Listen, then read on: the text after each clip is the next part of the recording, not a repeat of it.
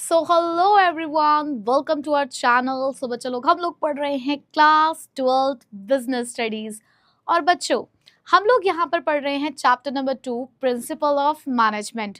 Already इस chapter की first class हो चुकी है एंड आई होप कि फर्स्ट क्लास एकदम फर्स्ट क्लास ही होगी और आप सभी लोगों को सारे कॉन्सेप्ट्स क्रिस्टल क्लियर होंगे। पर मुझे कैसे पता चलेगी ये बात कि ये बात सत्य है, और तुम लोगों ने पहला लेक्चर अटेंड किया या नहीं किया ये बात भी मुझे कैसे पता चलेगी। तो पहली बात तो ये कि अटेंडेंस लगाओ, ताकि मैं ये देखूं कि लेक्चर 1 वाले बच्चे लेक्चर 2 में प्रेजेंट है या नहीं। और तो और सारी मेमोरी ट्रिक जो पिछले क्लास में बताई है वो मेमोरी ट्रिक लिखो और यहाँ पर मैम को बताओ कि यस मैम, हम क्लासेस में एकदम अटेंटिव है और सारी चीजों को समझकर चल रहे हैं। चलिए फिर स्टार्ट करेंगे हम अपनी आज की क्लास। तो बच्चों, आज का जो हमारा टॉपिक है, आज के टॉपिक का नाम है significance of principle of management. तो अपनी एनसीईआरटी के अंदर इस टॉपिक को खोल लीजिए, आपको नेचर के बाद ये टॉपिक मिल जाएगा। सिग्निफिकेंस बोलूं, इंपॉर्टेंस बोलूं, बात एक ही है। मतलब अगर एग्जाम में ये question importance of principle of management के नाम से आता है तो आपको घबराना नहीं है, वो यहाँ पर आपसे सिग्निफिकेंस ही पूछ रहे हैं। तो जहां पर भी आप नोट्स बना रहे हैं या एनसीईआरटी के अंदर अगर इस चीज को मार्क करते हुए चल रहे हैं तो लिख दो सिग्निफिकेंस के ऊपर इंपॉर्टेंस। ठीक है, तो पेंसिल तो डेफिनेटली आपके हाथ में रहती होगी, पेंसिल, हाइलाइटर, ताकि साथ साथ आप उन सभी चीजों को मार्क करते जाएं। अब बेटा वही कि मैम पढ़ने से पहले कुछ मेमोरी ट्रिक तो चाहिए, तो बिल्कुल ये मेमोरी ट्रिक तो है ही, बट साथ ही साथ पता है क्या, ये एक बहुत ही मोटिवेशनल चीज है जो हम सभी लोगों को सोचनी है, समझनी है और पूरी करनी है। देखो, हमारी जो प्यारी मम्मी है ना, इस पूरी दुनिया में, इस पूरी पूरी पूरी दुनिया में ना, पहली बात तो ये कि हमें हमारे माँ बाप से ज्यादा कोई प्यार नहीं करता। सीधी सी बात है। हमारी सक्सेस की दुआएं, हमारी सक्सेस की प्रेयर, या हमें सक्सेसफुल होते हुए देखकर खुश इस पूरी दुनिया में जो होते हैं ना, वो सिर्फ और सिर्फ हमारे माँ बाप होते हैं। एक हमारे पेरेंट्स ही होते हैं जो हमेशा ये चाहते हैं कि हमारा बच्चा हमसे भी ज्यादा सक्सेसफुल हो। और ये सब चीजें वो इसलिए नहीं सोच रहे होते क्योंकि इसमें उनका कोई अपना पर्सनल मोटिव होता है। वो उनको पता है कि यार आजकल का पेरेंट नहीं सोचता ये कि बच्चा हमारे लिए इन फ्यूचर कुछ करे। वो हमेशा सिर्फ ये सोच रहे होते हैं कि ये बच्चा अपने लिए कुछ कर जाए, कि आगे जाके इसको कोई दिक्कत ना हो, शायद हमने जो कुछ चीजें आज की लाइफ में फेस करी है ये बच्चा हमारा फेस ना करे। ठीक है, अब इसी चीज के साथ हमारी मम्मी ना, जब हम लोग पैदा होते हैं, पहली किलकारी लेते हैं ना, तो हमारी मम्मी के दिल में हमारे लिए बहुत सारे सपने होते हैं। अब मुझे लगता है कि कहीं ना कहीं हमारी मम्मी ने इतना दर्द सहा है हम लोगों को इस दुनिया में लाने के लिए, तो हम लोगों को उनके उन सपनों को पूरा करना चाहिए, उसे रियलिटी में कन्वर्ट करना चाहिए।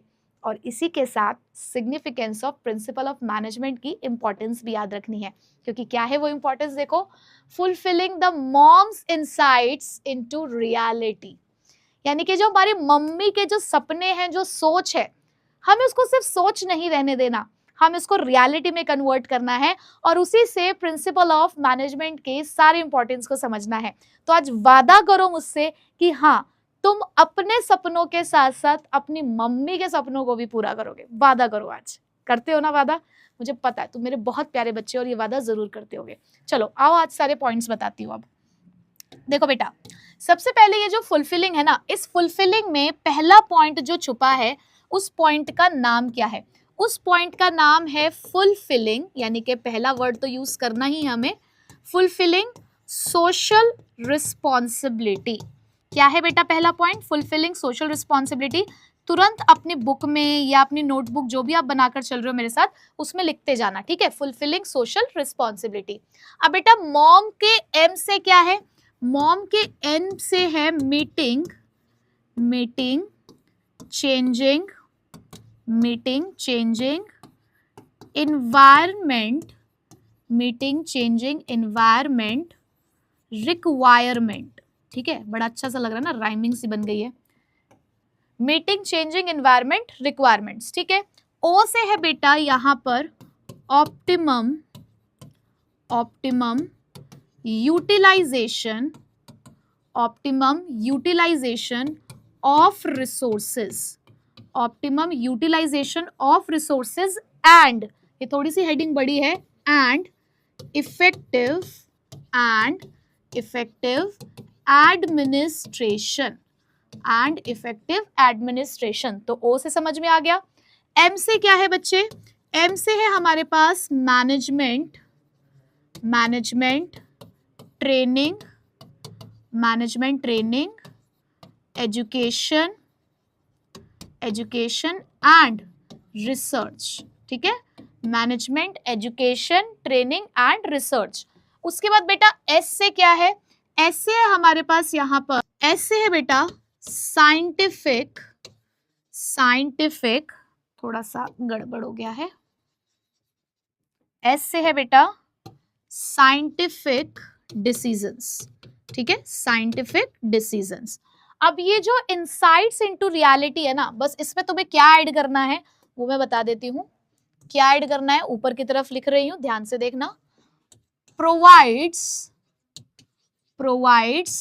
Useful insights into reality. ठीक है, लास्ट वाला पॉइंट क्या है? Provide useful insights into reality. अब एक बार ध्यान से देखो, सबसे पहले वाला जो एफ था उस फुलफिलिंग था, सबसे पहला जो फुलफिलिंग था उससे पहला पॉइंट है फुलफिलिंग सोशल रिस्पॉन्सिबिलिटी। फिर एम से हमने दूसरा पॉइंट पढ़ा मीटिंग चेंजिंग इन्वायरमेंट रिक्वायरमेंट। ठीक है, फिर तीसरा पॉइंट है बेटा हमारे पास, तीसरा O, optimum utilization of resources and effective administration. ठीक है, फिर फोर्थ पॉइंट था बेटा हमारे पास एम से management training education and research. इसको मिक्स नहीं करना, ये थर्ड पॉइंट है, इधर ये फोर्थ पॉइंट है। ठीक है, ये एम वाला, ये ओ वाला। उसके बाद बेटा फिफ्थ पॉइंट हमने क्या पढ़ा? Scientific decision. एस से क्या पढ़ा? Scientific decision. और हमारा लास्ट का सिक्स पॉइंट जो थोड़ा सी बड़ी हेडिंग है, provide useful insights into reality, तो वो आपने यहाँ पर देखना है। ठीक है, तो आप अपने रजिस्टर में अपने हिसाब से अच्छे से इसको लिख सकते हैं पॉइंट्स को, क्योंकि आपके पास ज्यादा जगह होगी। मैंने अपने अकॉर्डिंग यहाँ पे लिख दिया, मुझे तो सुंदर सा लग रहा है, कलरफुल सा। तो स्क्रीनशॉट ले लो या लिख लो फटाफट से। हाँ जी बच्चों, तो लिख लिया। चलो अब इनके पॉइंट्स की तरफ आते हैं, ध्यान से समझना। बच्चा सिग्निफिकेंस पे थोड़ा परेशान रहता है क्योंकि लैंग्वेज थोड़ी सी टफ लगती है, तो मैं आपको यहाँ पर हर एक चीज पढ़ाती भी चलूंगी। प्लस ज्यादातर ना ये वाला जो टॉपिक है वो डायरेक्ट आता है। डायरेक्ट मतलब कि इसकी केस स्टडी बहुत कम आती है, जैसे कि फीचर्स की तो मोस्टली केस स्टडी ही आती है, लेकिन इस टॉपिक का ज्यादातर डायरेक्ट क्वेश्चन आता है। और वो भी ऐसे कि आपसे ऐसे नहीं बोला जाएगा कि लिख दो भाई 6 सिग्निफिकेंस लिख दो, 4 सिग्निफिकेंस लिख दो, 2 सिग्निफिकेंस लिख दो, नहीं ऐसे नहीं। वो आपसे बोलेंगे कि explain the following significance of principle of management. अपने आप पॉइंट बता देंगे, provide useful insights into reality, optimum utilization and effective administration. तो वो पॉइंट भी आपको खुद ही देंगे। और 6 नंबर तक में ये टॉपिक आ जाता है, 3 पॉइंट्स लिखने के लिए आ जाते हैं, 2-2 नंबर का 1 पॉइंट होता है, तो एक्सप्लेनेशन उसी के हिसाब से होनी चाहिए। ठीक है, तो इन बातों को ध्यान में रखते हुए ही इस टॉपिक को प्रिपेयर करेंगे। चलो बेटा बढ़ते हैं इसके पहले पॉइंट की तरफ। तो पहला पॉइंट कहाँ मिलेगा हमें? देखो ये रहा, ये है हमारा पहला पॉइंट। चलो तो पहला पॉइंट क्या लिखा हुआ है? Provides manager with useful insights into reality. अब बेटा ये पॉइंट ना बिल्कुल तुम्हें रियलिटी चेक देता है। ये पॉइंट क्या कहता है कि देखो हम जब एक अपना बिजनेस खोलते हैं ना, तो बिजनेस खोलने के साथ वही बात कि हम लोग बहुत सपने देखते हैं। हर कोई बंदा सोचता है कि मैं एक रात में अंबानी बन जाऊं। हर कोई सोच रहा है कि यार मैं रातों रात टाटा ग्रुप जैसा अपना एक बिजनेस एस्टैब्लिश कर लूं। पर आपको लगता है कि ये सिर्फ एक रात का खेल होता है? न जाने कितने सालों का उनका स्ट्रगल, कितने सालों की उनकी मेहनत होती है, उसके बाद जाकर आज उन लोगों ने अपना इतना नाम कमाया है और इतने सक्सेसफुल एंटरप्रेन्योर्स वो लोग बन पाए हैं। तो ये कोई एक रात का खेल नहीं है। तो मैनेजमेंट प्रिंसिपल्स ना आपको यही रियलिटी बताते हैं। ये कोई आपको ये नहीं कहते, ये आपको ना एग्जैक्टली बताता है कि देखो सिचुएशन क्या है। ये आपको कोई बेकार के सपने नहीं दिखा रहा है, मतलब आपको ये वास्तविकता के साथ कह सकते हो कि अवेयर कर रहा है कि देखो वास्तविकता ये होती है। अगर आप सोचो कि एक ही दिन में सब कुछ हो जाएगा, शॉर्टकट से आप इन सब काम को कर लेंगे, तो ऐसा नहीं होगा। अगर लंबे समय तक आपको सक्सेसफुल होना है, लंबे समय तक मार्केट में टिकना है, तो उसके लिए थोड़ा स्ट्रगल आपको करना ही पड़ेगा। और आपकी आज की मेहनत ही आपको कल को ये फल देकर जाएगी। आपको लग रहा है कि आज यार मैं बहुत स्ट्रगल कर रहा हूँ, मुझे सक्सेस नहीं मिल रही है, मैं इतनी मेहनत कर रहा हूँ तब भी कुछ नहीं हो पा रहा है। आपने देखा होगा कि बहुत सारी सक्सेस स्टोरीज फेलियर से होकर ही निकली है। बहुत सारे लोग जो आज सक्सेसफुल हैं वो कभी ना कभी अपनी जिंदगी में फेल हुए थे, तो ही आज वो वहां जाकर खड़े हुए हैं, क्योंकि उन्होंने अपने फेलियर्स को इग्नोर नहीं किया, उन्होंने उनसे सीखा है कि जब आप यहाँ होते हो ना तो यहाँ से यहाँ जाने में कितनी मेहनत लगती है और क्या क्या करना पड़ता है। तो बेटा प्रिंसिपल ऑफ मैनेजमेंट भी आपको यही समझाता है।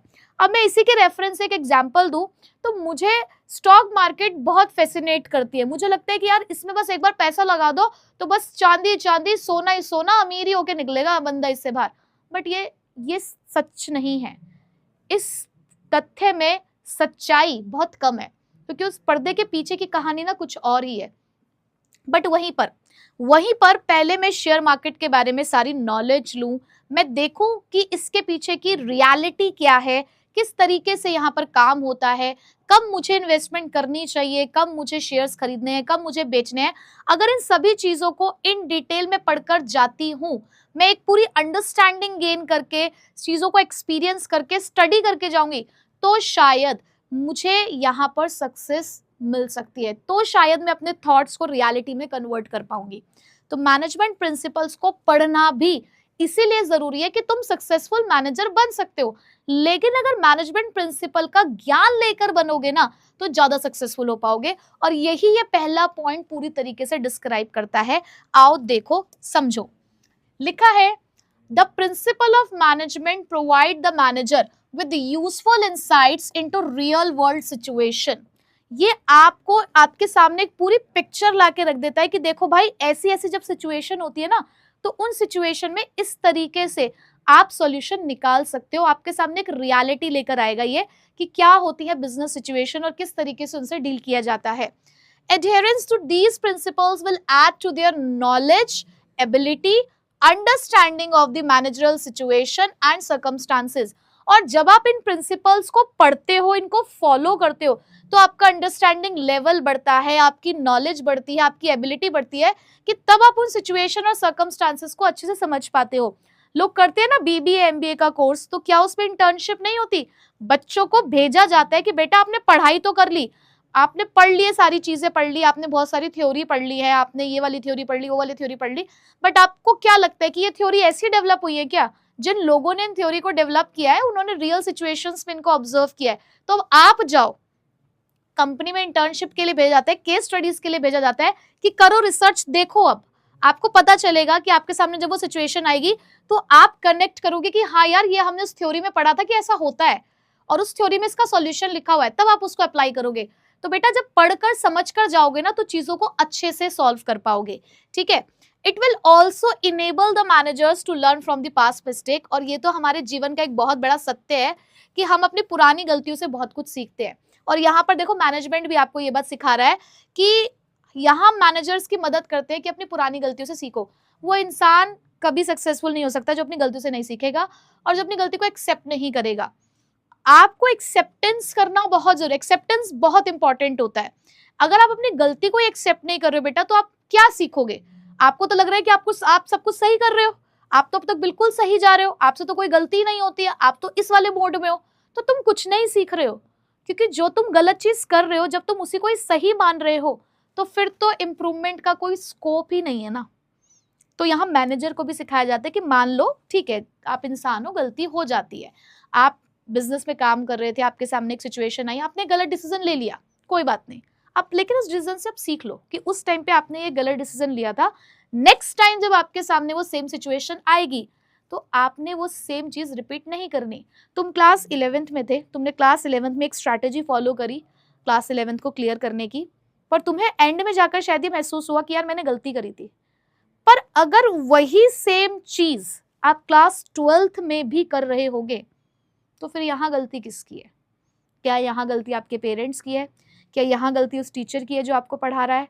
या किसकी गलती है? या सिस्टम की गलती है? चलो सिस्टम के बारे में तो खैर मैं कुछ नहीं कहना चाहूंगी, इस टाइम पे हमारा सिस्टम पूरी तरीके से हिला पड़ा है, एजुकेशन सिस्टम, तो उसके बारे में तो मुझे खुद को अभी कोई बात नहीं करनी है। बट मैं कहती हूँ कि हम दूसरों को नहीं सुधार सकते लेकिन हम खुद को जरूर सुधार सकते हैं, राइट?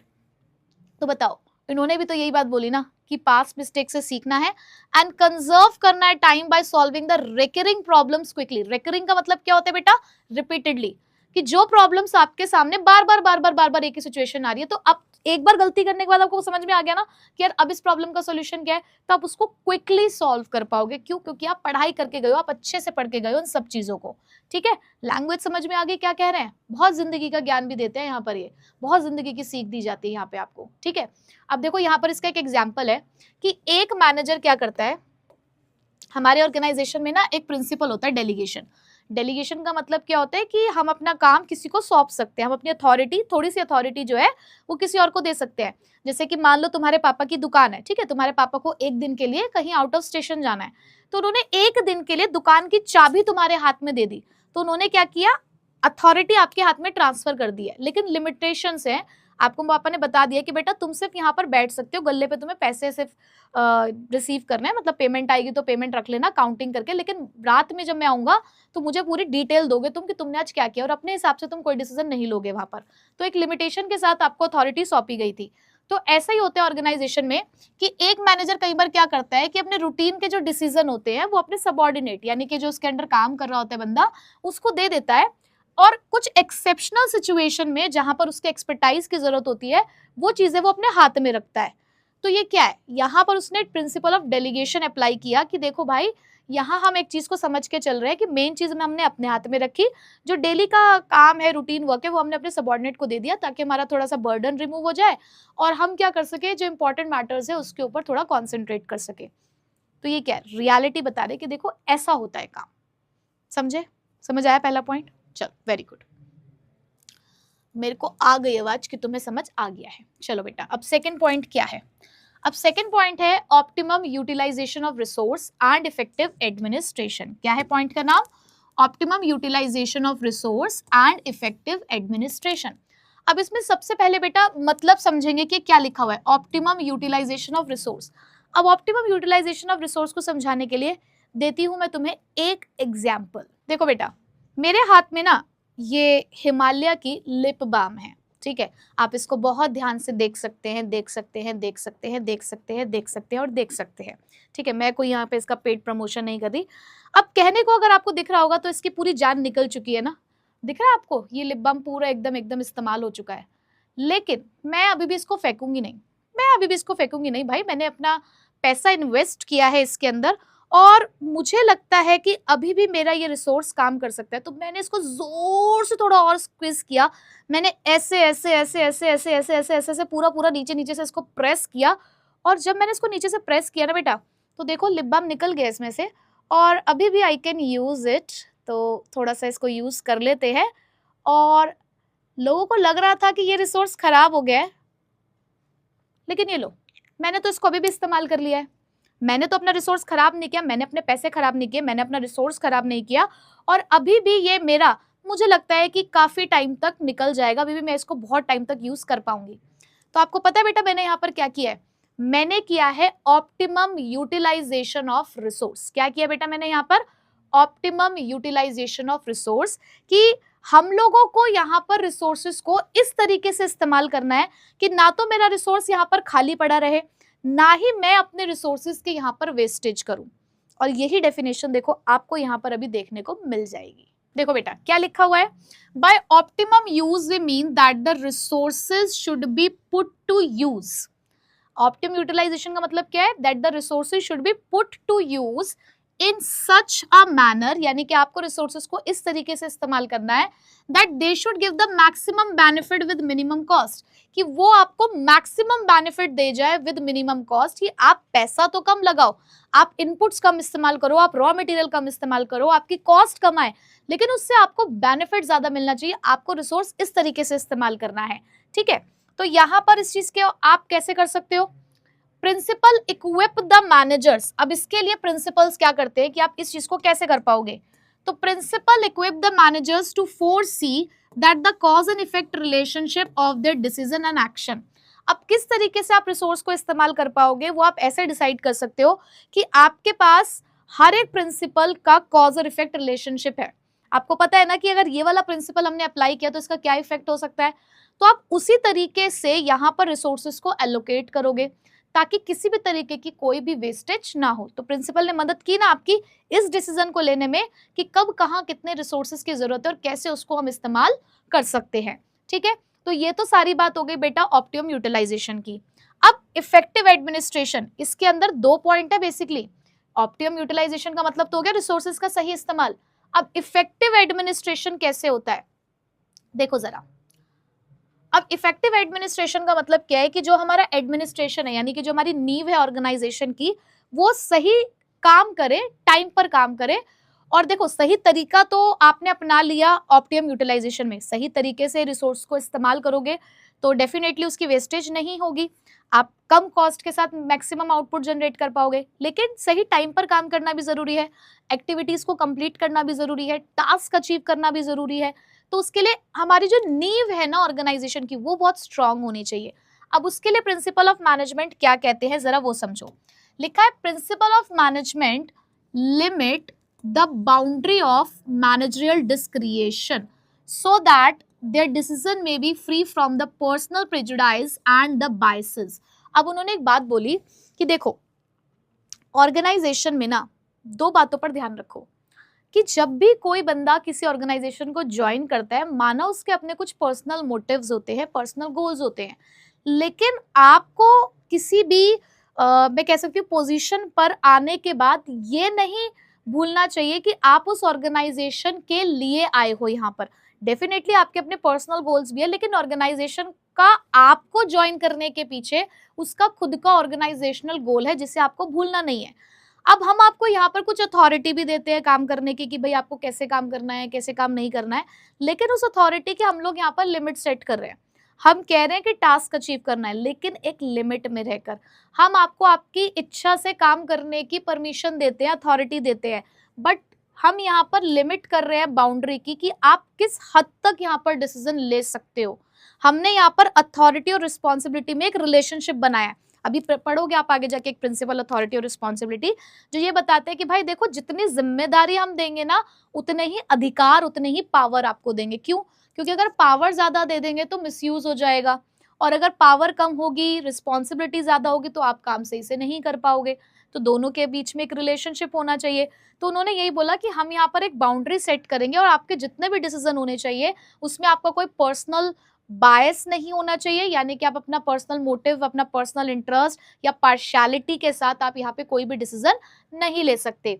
जैसे कि उन्होंने बोला कि एनुअल बजट डिसाइड हो रहा था अलग अलग डिपार्टमेंट्स का, तो यहाँ पर पर्सनल प्रेफरेंस नहीं देखने की। मान लो कि मैं मान लो मैं फाइनेंस मैनेजर हूँ और मेरा सेल्स डिपार्टमेंट के साथ एक अच्छी बातचीत है, तो मैं उस वाले डिपार्टमेंट को तो ज़्यादा बजट एलोकेट कर रही हूँ और बाकी के डिपार्टमेंट्स को मैं बजट एलोकेट अच्छे से नहीं कर रही, तो ये गलत हो जाएगा। ऐसा नहीं करना मुझे, पर्सनल प्रेफरेंस नहीं होनी चाहिए। सबको इक्वली लेते हुए सबके काम के हिसाब से ही मुझे वहाँ पर उनको बजट एलोकेट करना है। ठीक है, तो यहाँ पर प्रिंसिपल ऑफ कॉन्ट्रीब्यूशन होता है, वो अप्लाई किया जा सकता है। ठीक, समझ आ गया? चलो अब बेटा तीसरा पॉइंट क्या कहता है। तीसरा पॉइंट किस चीज के बारे में है? Scientific decision. अब साइंटिफिक डिसीजन क्या है भाई? देखो यहाँ ना कोई खेल नहीं चल रहा है कि जैसा मन करा, जैसा सोचा, चलो वैसे अपना काम कर लिया। ऐसा नहीं होता बेटा। यहाँ पे आप लोग करते हो ना, कई बार हम लोग भी अपनी लाइफ में भी बहुत सारी चीजों को ऐसे ही कर देते कि चलिए ठीक है ना, जैसा होगा देखा जाएगा। हम बोलते हैं ना जैसा होगा देखा जाएगा। बिजनेस में नहीं होता ऐसा, जैसा होगा देखा जाएगा।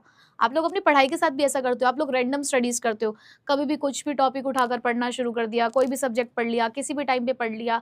मतलब आप लोगों का कोई सिस्टमैटिकली कोई टाइम टेबल नहीं है कि यार मुझे पहले ये वाला टॉपिक कंप्लीट करना है, मैं आज ये पढ़ रहा था तो कल मुझे यहाँ से दोबारा स्टार्ट करना है, या एक टाइम फिक्स कर लो कि यार इस टाइम पे मुझे सेल्फ स्टडी करनी है। नहीं, आप लोग एक टाइम टेबल के हिसाब से काम नहीं कर रहे हो, आप एक रूटीन फिक्स करके काम नहीं कर रहे हो, इस वजह से आपको थोड़ा सा रिजल्ट कम मिलता है।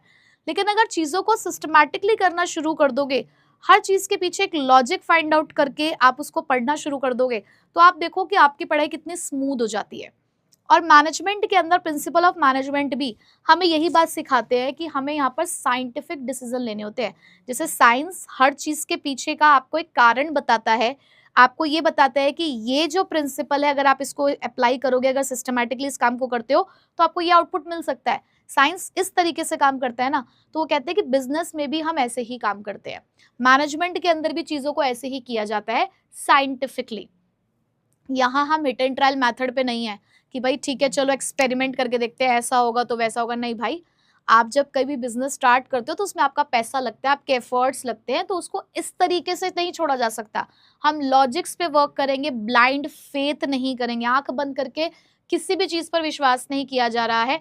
पहले इस्तेमाल करें फिर विश्वास करें वाली पॉलिसी है कि हम साइंटिफिकली और सिस्टमैटिकली लॉजिक्स के हिसाब से असेसमेंट करते हुए ही चीजों को यहाँ पर करेंगे। ठीक है, आओ देखो क्या लिखा हुआ है। लिखा है decision must be based on the facts. जितने भी डिसीजन होंगे वो फैक्ट्स के ऊपर होंगे, जस्टिफिएबल होंगे in terms of intended person, हमारा इंटेंडेड पर्पस, सॉरी, कि जो भी हमारा पर्पस है उसके हिसाब से हम यहाँ पर डिसीजन लेंगे। और मैनेजमेंट प्रिंसिपल आपको यहाँ पे थॉटफुल डिसीजन मेकिंग लेने में मदद करते हैं। इनका जो पूरा फोकस होता है, जो एम्फेसाइज होता है, वो किस पे है? लॉजिक पे। हम यहाँ लॉजिक्स पे काम करते हैं रादर देन दी ब्लाइंड फेथ, यानी कि आंख बंद करके नहीं कि चलिए ठीक है इसे कर लेते हैं ऐसा हो जाएगा। नहीं भाई, देखो कि अगर आप ये काम करोगे तो क्या होगा। अगर आप 2 घंटे सेल्फ स्टडी कर रहे हो तो देखो ना आपको उसका क्या आउटपुट मिल रहा है, आप ऑब्जर्व करो ना उस चीज को। ऐसे नहीं कि किसी ने कह दिया और आप बस उस चीज को करना शुरू करो, आप खुद फील करो ना उस चीज को, तो करो एक बार ट्राई, पता चलेगा आपको। ठीक है, उसके बाद management decision taken on the basis of principles are free from bias and the prejudice. और देखो ये वही वाली बात हो गई है कि मैनेजमेंट डिसीजन जो भी यहाँ पे लिए जाते हैं उसके अंदर कोई भी पार्शियलिटी नहीं होनी चाहिए, अपना पर्सनल इंटरेस्ट नहीं होना चाहिए, एक ऑब्जेक्टिव असेसमेंट होना चाहिए। हम लोग ना लोगों की बातों में जैसे आ जाते हैं, तो आपको लोगों की बातों में नहीं आना है, आपको खुद जज करना है। आपको भगवान ने बुद्धि दी है, समझ दी है, आप अच्छा बुरा बहुत अच्छे से सोच सकते हो अपना।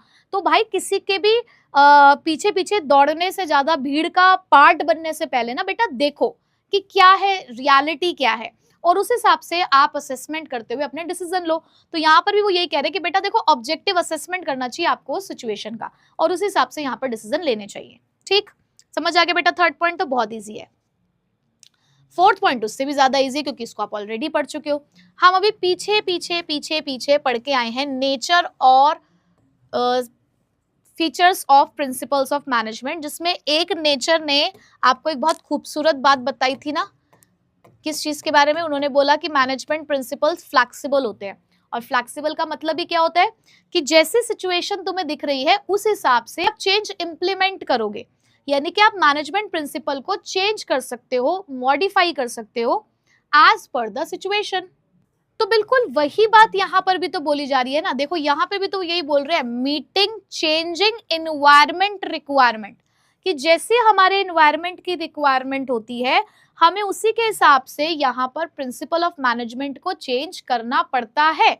हमें यहाँ पे उसके अंदर मॉडिफिकेशन, उसके अंदर चेंजेस लाने पड़ते हैं। सो दिस इज फ्लेक्सिबल, ये तो उसके नेचर में ही है। तो देखो यही लिखा हुआ है, although the principle of management are of general guidelines, कि हम ये पढ़ के आए हैं कि principle of management general guidelines होती हैं, but they are modified and as such help the manager to meet the changing requirement of the environment, कि जैसे जैसे एनवायरमेंट की रिक्वायरमेंट होती है एक मैनेजर को हम ये अलाउड करते हैं कि आप उसको चेंज कर सकते हो। जैसे उन्होंने नीचे एक एग्जांपल दे रखा है कि कई बार जो होता है कि हमारा जो आसपास का एनवायरनमेंट है, हमारा बिजनेस एनवायरनमेंट जो है उसके अंदर बहुत चेंजेस आते हैं, कॉम्पिटिटर आ रहा है, सप्लायर सामान को महंगा कर रहा है, तो कई हद तक हमें अपने काम करने के तरीके को बदलना पड़ता है, हमें वो चेंजेस को इम्प्लीमेंट करना ही पड़ता है। ठीक है, तो ये वाला भी समझ में आ गया होगा, ये भी ईजी है। एक दो पॉइंट ही है बस जो थोड़े से बच्चों को परेशान करते हैं, बाकी तो सारे पॉइंट इसके ईजी ही हैं। अब देखो एक और पॉइंट निकल कर आया, फुलफिलिंग सोशल रिस्पॉन्सिबिलिटी, कि मैनेजमेंट प्रिंसिपल आपकी मदद करते हैं कि आपको अपनी सोशल रिस्पॉन्सिबिलिटी को पूरा करना है। अब सोशल रिस्पॉन्सिबिलिटी मतलब सोसाइटी के लिए जो आपकी रिस्पॉन्सिबिलिटी बनती है। भाई देखो आपको काम तो इस सोसाइटी में ही करना है, और अगर आप अपनी रिस्पॉन्सिबिलिटी पूरा नहीं करोगे तो आप कैसे टिक पाओगे मार्केट के अंदर, बताओ। मैंने एग्जाम्पल्स दिए थे ना आपको बहुत सारे पहले भी, आपको याद है क्लास 11th में आपका एक पूरा चैप्टर था सोशल रिस्पॉन्सिबिलिटी का, क्या उसके अंदर नहीं पढ़े थे आपने कि एक बिजनेस की कितनी सारी सोशल रिस्पॉन्सिबिलिटीज होती है अलग अलग इंटरेस्ट ग्रुप के लिए। तो बेटा वो आपको पूरी करनी पड़ेगी। आप अपने एम्प्लॉय को अपने यहाँ पे अगर काम करा रहे हो और उसके साथ अच्छा बिहेव नहीं कर रहे हो, मान लो एक ही पोजीशन है, उस पर 2 अलग अलग लोग काम कर रहे हैं, एक आपका दोस्त है और एक कोई अनजान व्यक्ति है जिसने ऐसी मतलब बाहर कोई बंदा था जिसने ज्वाइन किया। आप अपने दोस्त के साथ तो बहुत अच्छा बिहेवियर करते हो, उसको ना कभी डांटते हो उसकी गलती पे ना कुछ करते, पर दूसरे बंदे को आप बहुत डांटते हो, गलत बिहेव कर रहे हो उसके साथ, तो क्या ये सही है? वो टिकेगा आपके बिजनेस के अंदर? वो छोड़कर चला जाएगा, चाहे वो कितना ही मेहनती हो। ठीक है, आप यहाँ पर क्या करते हो कि वर्कर को जो वो काम करता है आप उसको अच्छी सैलरी नहीं दे रहे, उसको अच्छी वेजेस नहीं दे रहे, वो काम करेगा आपके यहाँ पे? नहीं। तो बेटा ये सारी चीजें ना आपको करनी जरूरी है, आपकी सोशल रिस्पॉन्सिबिलिटी बनती है कि जितने भी लोग आपसे जुड़े हुए हैं, आपकी जो भी उनके प्रति रिस्पॉन्सिबिलिटी है आप उसको पूरा करें, तभी तो आप समाज में अपना एक अच्छा नाम कमा पाएंगे, तभी तो लोग आपकी रिस्पेक्ट करेंगे। एक उसी बिजनेस को ही पहचान मिल पा रही है आज के जमाने में जो अपनी सोशल रिस्पॉन्सिबिलिटी को पूरा कर रहा है। जो बिजनेसेस सोशल रिस्पॉन्सिबिलिटी को पूरा नहीं कर रहे हैं उनको समाज नहीं एक्सेप्ट करता। और ये भी फिर से वही मैं बात कहूंगी कि बहुत ही एक बेसिक ट्रुथ है। ठीक है, देखो, the increased awareness of the public forces businesses, especially the limited companies, to fulfill their social responsibility। भाई आज का हमारी जो जनता है ना वो बहुत जागरूक हो चुकी है, बहुत ही ज्यादा जागरूक हो चुकी है। सोशल मीडिया ने वैसे भी उनको बहुत ज्यादा जागरूक बना दिया है। तो भाई देखो, अगर आप एक स्पेशली एक लिमिटेड कंपनी हो तो आपको अपनी सोशल रिस्पॉन्सिबिलिटी जो है वो निभानी पड़ेगी।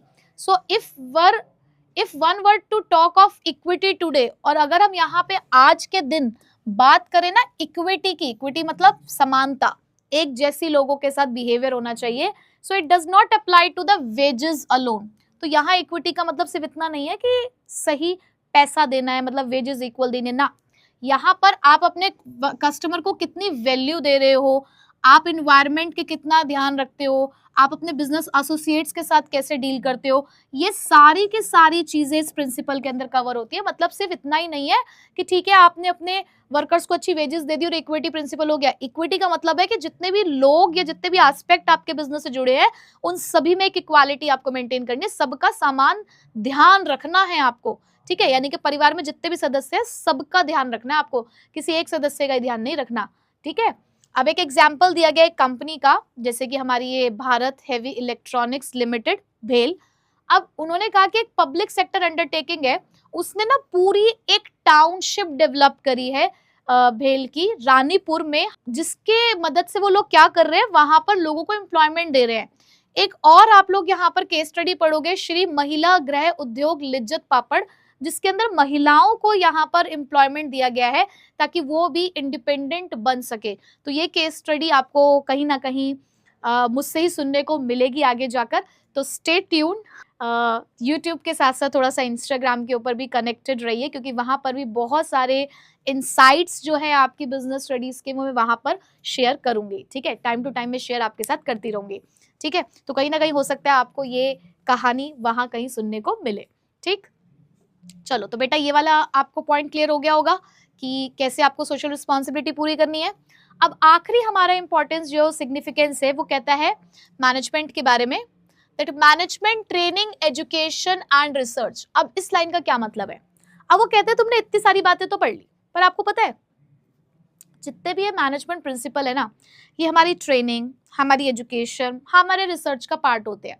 मतलब कि जैसे बचपन में मैथ्स के अंदर सबसे पहले आपको काउंटिंग सिखाई जाती है, फिर प्लस माइनस मल्टीप्लिकेशन डिवीजन सिखाया जाता है, और ये पूरी जिंदगी हमारे साथ चलता है क्योंकि ये हमारा बेस होता है मैथ्स का। आपको ये पहले सिखाया जाएगा और इसको हम आज तक इस्तेमाल कर रहे हैं ना।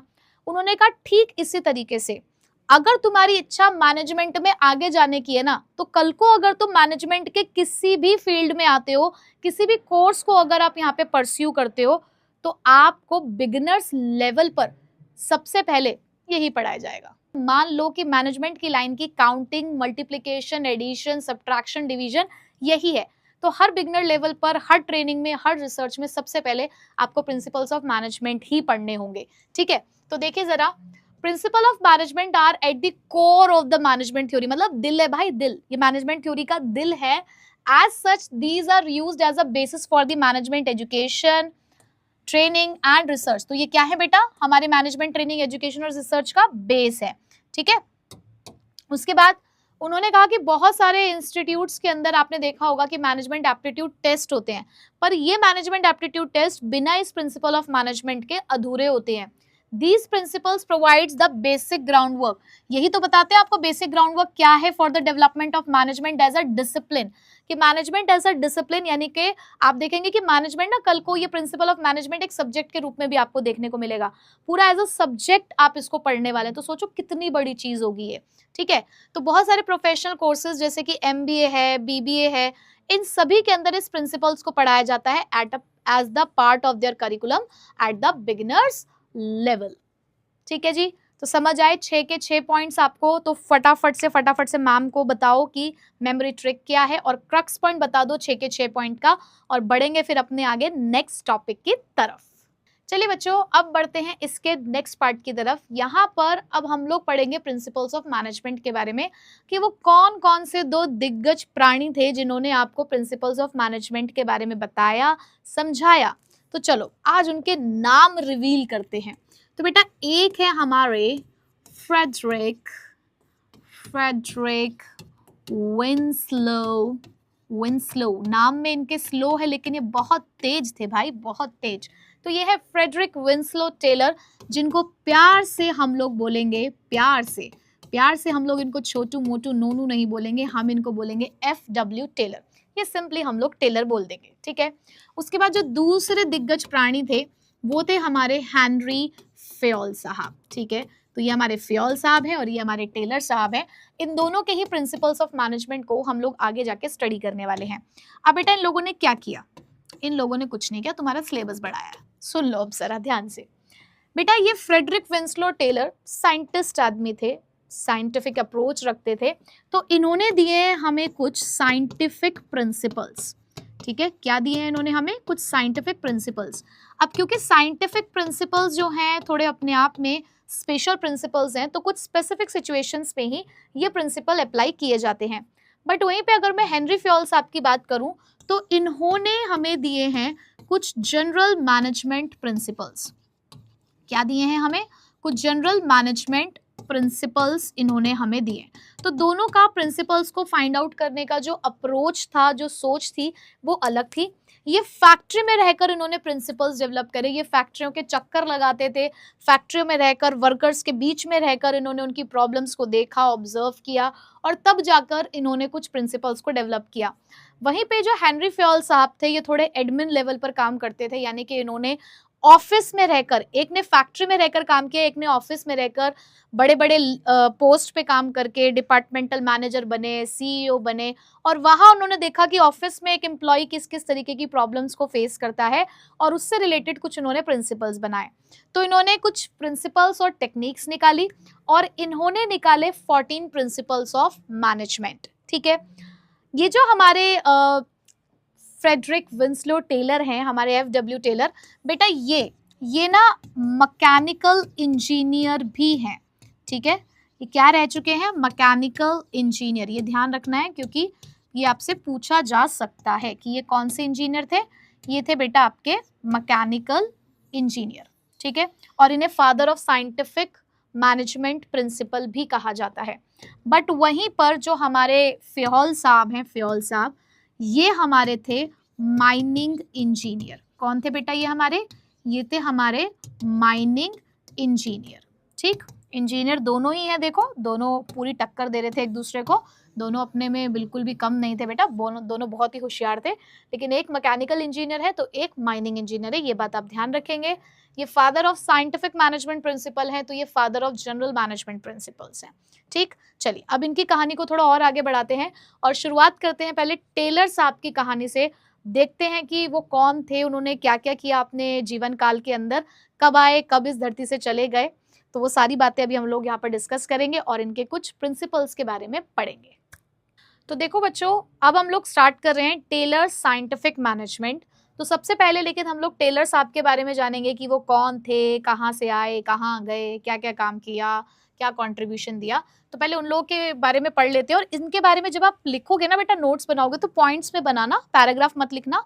यहाँ भले ही चीजें आपको पैराग्राफ में दिखती हैं, लेकिन आप लोग अपने जो प्रेजेंटेशन कर रहे हो अपने नोट्स के अंदर, वो पॉइंट्स में ही करिएगा, ठीक है। तो देखो बेटा क्या लिखा हुआ है।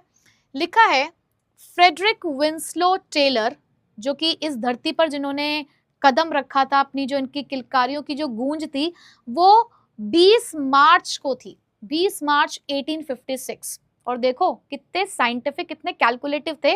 20 मार्च को इस धरती पर आए और 21 मार्च को चले गए। 20 मार्च को आए, 21 मार्च को चले गए। मैडम क्या बात कर रही हो? अरे बेटा ईयर अलग है। देखो 1856 में इन्होंने जन्म लिया और 1915 में ये चल दिए। लेकिन बिल्कुल आपके याद रखने में कोई दिक्कत ना हो इनके बर्थ और बर्थ डेट और डेथ डेट, तो उसके लिए देखो 20 मार्च और 21 मार्च, बस ऐसे ध्यान रखना है। और ईयर देख लेना, 1856 से लेकर 1915 तक इनका जीवन काल रहा, यानी कि लाइफ स्पेन रहा। क्या थे बेटा ये थे बेटा एक मैकेनिकल इंजीनियर थे who sought to improve the industrial efficiency, जिन्होंने इंडस्ट्री की एफिशिएंसी को बढ़ाने में बहुत बड़ा कंट्रीब्यूशन दिया। इन 1874 यानी कि 1874 में ये एक अप्रेंटाइज मैकेनिस्ट की तरह इन्होंने काम किया और इन्होंने ना फैक्ट्री कंडीशन को ग्रास रूट लेवल पर समझा। This is the main point कि जो टेलर साहब थे उन्होंने चीजों को कहां से ऑब्जर्व किया।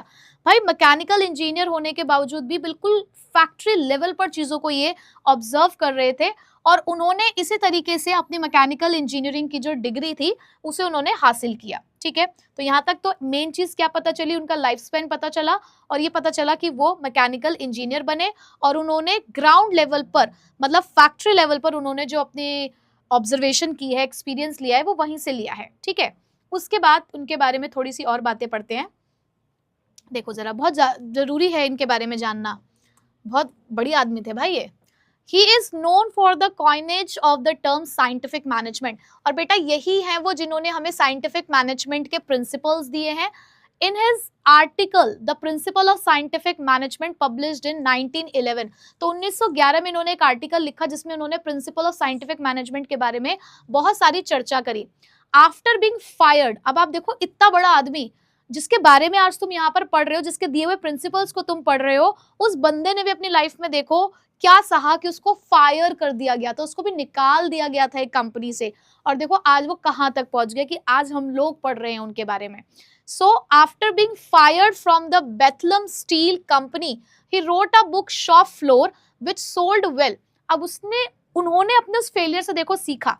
उनको निकाल दिया गया था बेथलम स्टील कंपनी से और उसके बाद उन्होंने अपनी एक बुक लिखी शॉप फ्लोर, यानी कि जो फैक्ट्री लेवल की जो प्रॉब्लम्स हैं, जो कंडीशंस हैं, जो उन सभी चीज़ों को यहाँ पर बयां करती थी, उससे रिलेटेड सारी चीज़ों को, उसके ऊपर उन्होंने बुक लिखी और वो बहुत अच्छी बिकी।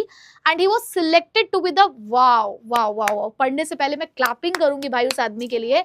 ही was selected to be the president of the American society of mechanical engineers from 1906 to 1907। भाई वो बंदा प्रेसिडेंट बन गया था American societies of mechanical engineer का, और एक कंपनी जो उसके काम को समझ नहीं पाई थी उसने उसको निकाल दिया था।